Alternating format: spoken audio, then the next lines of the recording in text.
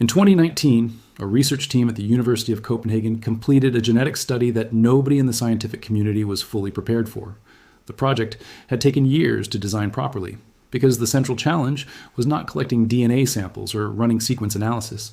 The central challenge was separating genuine genetic signal from the enormous noise of training history, dietary habits, cultural practices, and economic access to athletic infrastructure. Every previous attempt to study the genetics of athletic performance had been criticized for conflating biological inheritance with environmental advantage, and the Copenhagen team had designed their methodology specifically to address that objection. They analyzed muscle biopsies from over 3,000 athletes and non-athletes across every major geographic ancestry group. They sequenced the genes responsible for muscle fiber composition, oxygen utilization, cardiovascular efficiency, and recovery speed. They controlled for training background, altitude exposure, and nutritional history with a precision that previous studies had not achieved. When the results came back and the team grouped the findings by geographic ancestry, what emerged was a pattern so consistent and so large in its effect sizes that it immediately sparked controversy. The genetic advantages that certain populations carried were not marginal statistical artifacts at the edge of significance. They were substantial, measurable differences that showed up not just in laboratory analysis, but in every major athletic competition on Earth. And the science behind why those differences existed was about to reveal something profound about what tens of thousands of years of human adaptation had actually produced. To understand what the Copenhagen findings meant, you have to start with the fundamental biology of human muscle, because the genetic story is written in the structure of muscle tissue itself. Human skeletal muscle is composed of two primary fiber types, and the ratio between them is one of the most consequential biological facts about any individual's athletic potential. Type 1 fibers, called slow twitch fibers, are built for sustained effort. They contract slowly, resist fatigue across extended periods, and are densely packed with mitochondria, the cellular structures that generate energy through aerobic metabolism. These fibers are rich in myoglobin, the oxygen-binding protein that gives them their characteristic dark red color and allows them to store and deliver oxygen continuously to working muscles. Endurance athletes, marathon runners, cyclists, triathletes, cross-country skiers depend almost entirely on type 1 fibers for their performance. Type 2 fibers are the opposite in almost every important characteristic. They contract rapidly, generate explosive force, and fatigue quickly because they rely on anaerobic metabolism that produces energy in short, powerful bursts. They are larger in diameter, contain less myoglobin, and can generate peak force up to 10 times faster than slow twitch fibers. Sprinters, weightlifters, shot putters, and any athlete requiring short maximal efforts depend on type 2 fibers. Within the type 2 category, there are further subdivisions that matter for understanding elite performance. Type 2A fibers are intermediate, capable of both aerobic and anaerobic metabolism, allowing athletes to sustain moderate to high power output over longer periods than pure type 2X fibers permit. Type 2X fibers are the true power fibers, the ones that generate maximum explosive force but fatigue within seconds. Elite power athletes, those breaking world records in the 100 meters or setting new marks in Olympic weightlifting, often carry unusually high concentrations of type 2X fibers. Here is the crucial genetic point.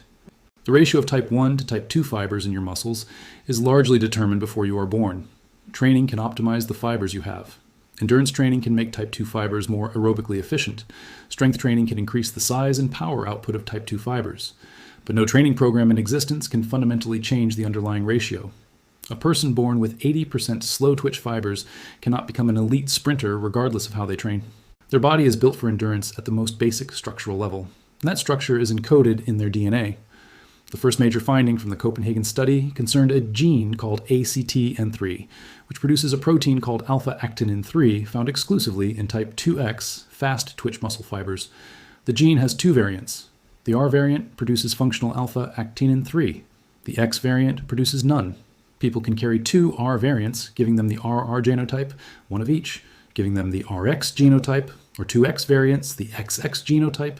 People with the XX genotype produce no alpha-actinin 3 at all in their fast twitch fibers, and the performance consequences are significant.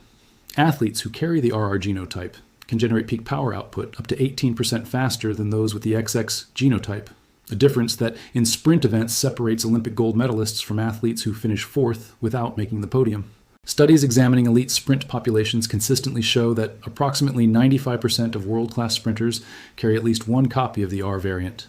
The geographic distribution of the ACTN3 variants across human populations is where the findings become simultaneously fascinating and controversial. approximately 80% of people with West African ancestry carry at least one copy of the R variant, with a substantial proportion carrying the RR genotype. In European populations, the frequency drops to roughly 50%. In some East Asian populations, it falls further to around 25%. This is not a marginal difference in allele frequencies of the kind that geneticists routinely note and set aside as statistically interesting but practically insignificant. An 80% versus 25% frequency difference in a gene that directly affects explosive power output in a population of over 1 billion people in each group translates into enormous differences in the pool of individuals with the biological foundation for elite sprint performance. The numbers are part of the reason why populations of West African descent have dominated global sprint events to a degree that is statistically extraordinary, even accounting for differences in training infrastructure, population size, and cultural emphasis on athletics. The same populations that showed the highest ACTN3R variant frequencies also carried elevated frequencies of a second performance-related gene variant involving interleukin 6, designated IL-6. This cytokine plays a dual role in athletic performance. During exercise, it signals muscle cells to increase glucose uptake and accelerate fat metabolism, making more fuel available to working muscles. After exercise, it initiates the repair process and reduces inflammatory damage to muscle tissue. People carrying the beneficial IL-6 variant clear the metabolic waste products that accumulate during high-intensity exercise up to 40% faster than those without it. The combination of the ACTN3 advantage in power generation and the IL-6 advantage in recovery created a compounding biological benefit. These populations could not only generate more power, but could repeat high-intensity efforts with less recovery time between them, an advantage that manifested not just in single-event sprint performance, but in the ability to train harder and more frequently without accumulating the overtraining injuries that limit athletes with slower recovery profiles. Northern European populations, particularly those from Scandinavia, Iceland, and the broader Baltic region, presented a completely different genetic profile, one optimized not for explosive speed, but for raw strength and the capacity to build muscle mass. The key gene in this profile involves myostatin, a protein encoded by the MSTN gene, whose function is almost the opposite of what most people would intuit as advantageous. Myostatin is a biological brake on muscle growth. It inhibits muscle cell proliferation and differentiation, limiting how large and numerous muscle fibers can become. The evolutionary logic behind myostatin makes sense in resource-limited environments. Excessive muscle mass is metabolically expensive to maintain, requiring significant caloric intake even at rest. And for most of human history, excessive caloric intake was not a problem most people faced. But for strength athletes in the modern era, reduced myostatin production is an extraordinary advantage. Less myostatin means fewer brakes on muscle growth, which means the same training stimulus produces larger and stronger muscles than it would in individuals with normal myostatin levels. The most dramatic illustration of what myostatin suppression looks like in its extreme form came from a case that became famous in the medical literature. He could hold weights that challenged most adults. Medical examination revealed that his muscle fibers were both larger and more numerous than typical, a combination of fiber hypertrophy and hyperplasia that does not occur in normal human muscle development. His mother, a professional sprinter who carried one copy of the mutation, had unusually developed leg musculature even by elite athletic standards. The complete myostatin deficiency seen in this boy is extraordinarily rare. But partial variants of the MSTN gene that reduce myostatin production by meaningful amounts, typically around 30%, are substantially more common in Northern European populations than anywhere else studied. Research examining Icelandic strongman competitors found that nearly 60% carried at least one copy of a MSTN variant that reduced myostatin production at this level. The combination of elevated MSTN variant frequency with traditional high-protein dietary patterns and a cultural history that has celebrated physical strength from the Viking era through the modern strongman competition circuit created a population that produces world record holders in strength events at rates that are statistically remarkable for its small size. Iceland has a total population of approximately 370,000 people, comparable to a mid-sized city, yet has produced multiple world's strongest man competitors and champions. The genetic frequency data provided a biological explanation for what had previously been attributed entirely to cultural factors. The vitamin D receptor gene, designated VDR, contributed another layer to the Northern European strength profile. In high-latitude environments where sunlight is limited for large portions of the year, the ability to extract maximum benefit from minimal sun exposure and store that benefit efficiently became a survival adaptation with significant athletic consequences. Vitamin D plays a critical role in bone density, muscle function, and testosterone production. individuals with chronically low vitamin D levels show measurably reduced muscle strength, slower recovery from training, and elevated injury risk, particularly in bone-related injuries. Northern Europeans evolved VDR variants that maximize vitamin D synthesis from even brief summer sunlight and store it efficiently enough to maintain adequate levels through months of minimal exposure. Research measuring testosterone levels across different ancestry groups during winter months found that individuals with the beneficial VDR variant maintain testosterone concentrations up to 25% higher during low sunlight periods compared to those without it. Preserved testosterone during winter translated directly into maintained muscle mass and strength through the months when individuals without the adaptation experienced measurable performance declines. East Asian populations from China, Japan, and South Korea presented yet another distinct genetic configuration, one that the Copenhagen team characterized as optimized less for maximum power output or maximum muscle mass than for metabolic efficiency and the capacity for sustained, precise performance. The PPARGC1A gene, which regulates mitochondrial biogenesis and energy metabolism, appeared at elevated frequencies in East Asian samples compared to other groups. This gene does not produce larger muscles or faster contractions. What it does is make the existing muscle fibers work more efficiently, extracting more energy from available oxygen and fuel sources, and sustaining high-level performance for longer periods, without the metabolic deterioration that causes late race slowdowns and technique breakdown under fatigue. Athletes with elevated PPARGC1A activity can perform the same movement more times with less energy waste per repetition, an advantage that accumulates enormously in sports requiring thousands of precise repetitions. The statistical dominance of East Asian athletes in sports like table tennis, gymnastics, badminton, and diving, events that require extraordinary repetitive precision under sustained effort, aligned with the metabolic efficiency profile that the genetic data described. Additional research examining grip strength, one of the most reliable and widely studied measures of overall body strength, across 10,000 participants from different ancestral backgrounds, produced results that validated the laboratory findings with real-world performance data. A 2020 Norwegian study controlling for body size, dietary patterns, and training history found that Northern Europeans and Polynesian populations consistently scored highest on grip strength measurements. The genetic advantages in muscle fiber size, bone density, and myostatin regulation were not theoretical predictions. They showed up in direct physical measurement under controlled conditions. Polynesian populations brought their own distinctive profile to the findings, with some of the highest natural bone density and baseline muscle mass of any group studied, a profile that researchers linked partially to GDF5 gene variants affecting bone growth and joint structure, and partially to selection pressures during the long ocean voyages that characterized Polynesian migration history across the Pacific. South Asian populations, particularly those from India, Pakistan, and Bangladesh, showed elevated frequencies of heat shock protein genes, particularly the HSP70 family, which protect cells from damage during thermal stress. These proteins allow the body to maintain physiological function and physical performance in high heat and humidity that would cause rapid deterioration in populations without the adaptation.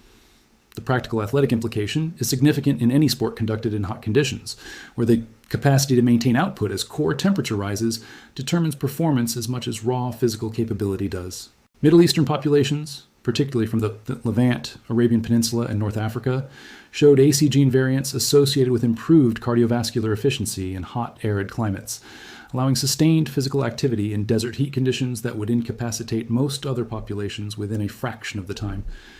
The EPAS1 gene, also known as HIF2 alpha, which controls erythropoietin production and therefore the rate of red blood cell formation, showed its most dramatic population-specific variant frequencies in two geographically isolated highland populations whose ancestors had faced the same extreme challenge through completely different genetic solutions.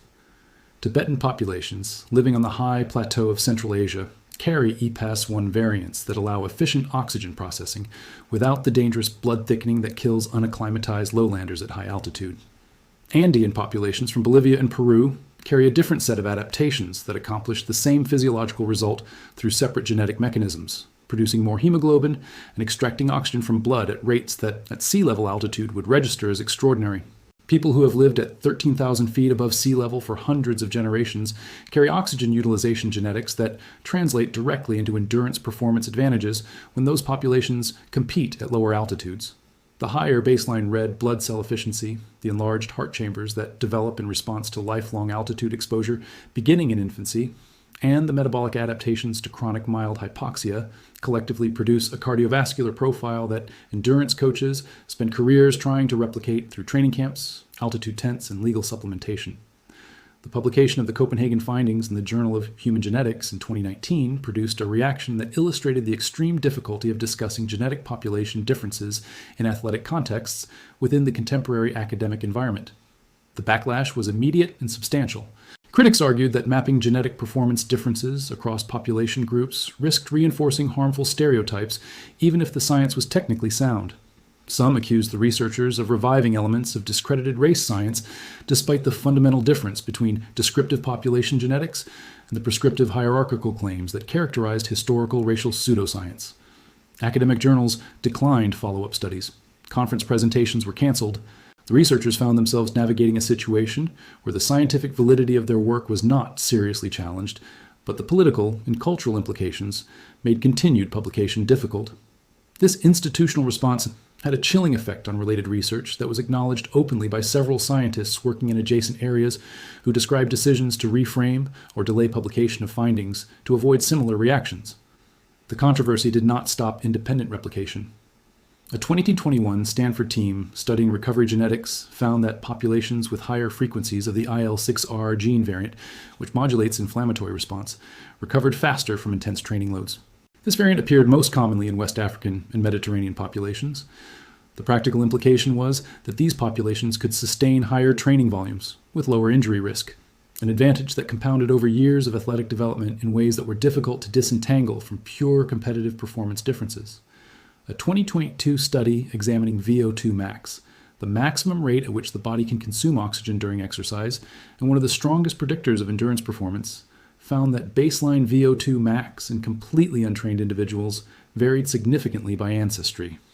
East African subjects averaged 15 to 20% higher baseline VO2 max than European or East Asian subjects tested under identical conditions, a gap that represented the difference between average recreational fitness and genuinely competitive athletic capacity before a single day of structured training had occurred. The Kenyan case provided perhaps the most intensively studied example of genetic potential intersecting with environmental amplification to produce results that were statistically extraordinary. The Kalenjin people, a collection of related ethnic groups centered in the Rift Valley highlands of western Kenya, represent less than 12% of Kenya's population, but account for the overwhelming majority of Kenya's distance running champions and a remarkable proportion of all world record holders and Olympic medalists in distance events.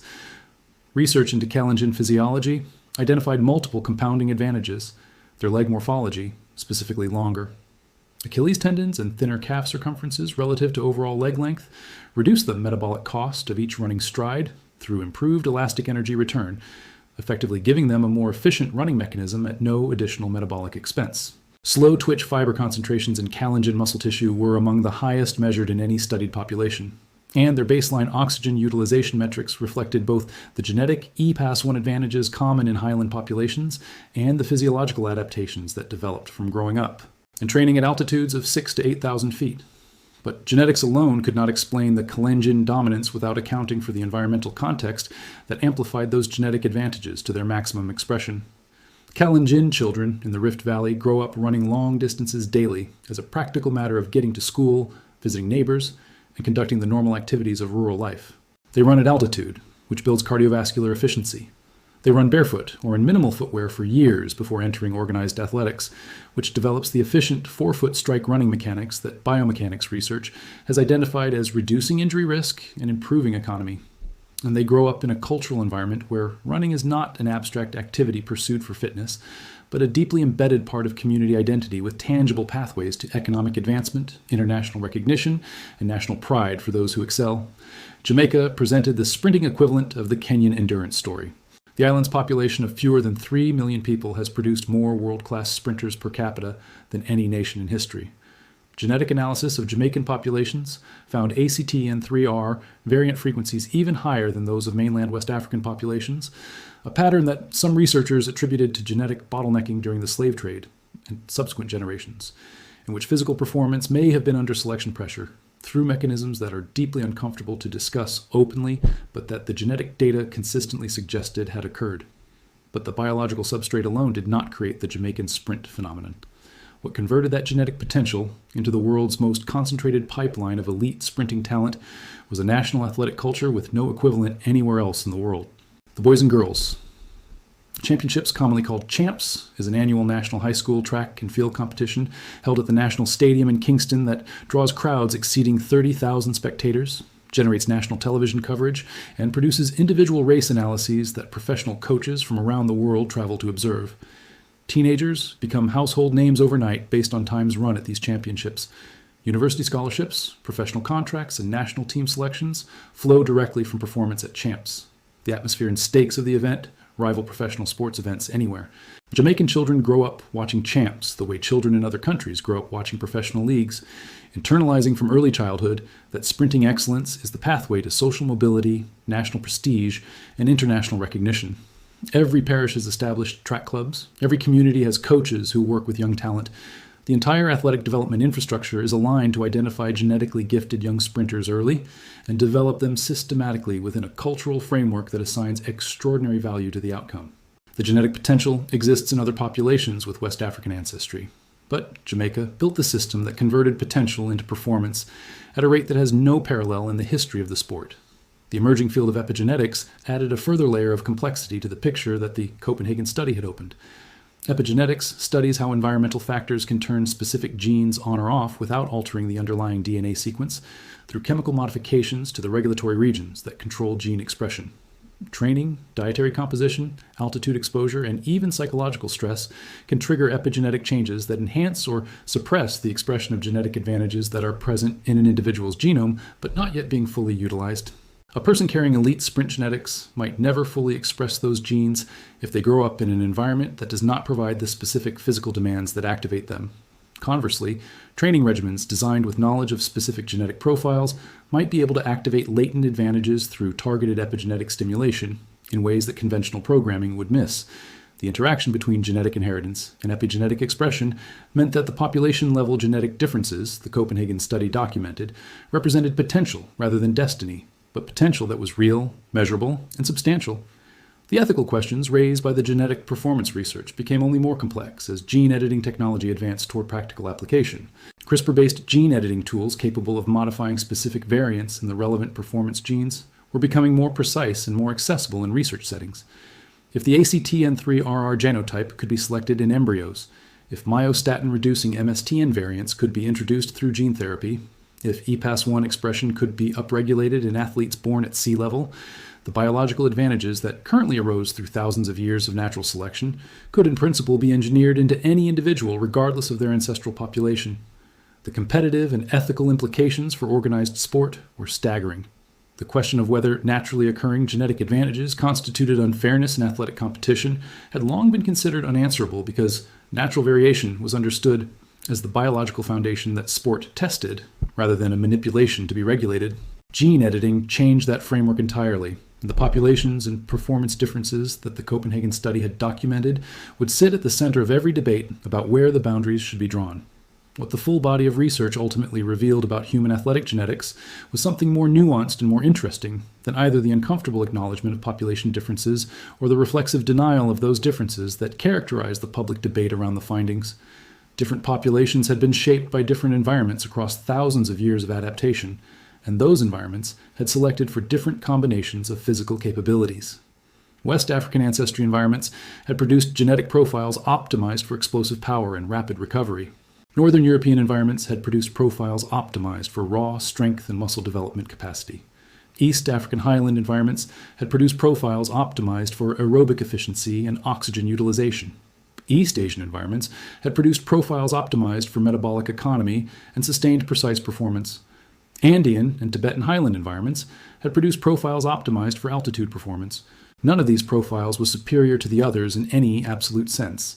Each was a solution to a specific set of environmental demands, optimized for the challenges that those environments presented across the generations during which the relevant selection occurred. The diversity revealed by the strength and endurance genetics research was not evidence of hierarchy. It was evidence of the same adaptive creativity that had allowed the human species to occupy every terrestrial environment on Earth, from tropical rainforests to Arctic tundra, from coastal lowlands to the highest permanently inhabited plateaus. The genetic differences between populations in athletically relevant traits were real, measurable and large enough to matter in elite competition. They were also the biological record of a species that had survived and thrived across an extraordinary range of conditions by becoming genuinely different from itself in different places, producing a reservoir of biological diversity that expressed itself not just in disease resistance and metabolic adaptation, but in the physical capabilities that athletic competition happened to measure. The gap revealed by the genetics was not a flaw in human biology, it was one of its most remarkable features.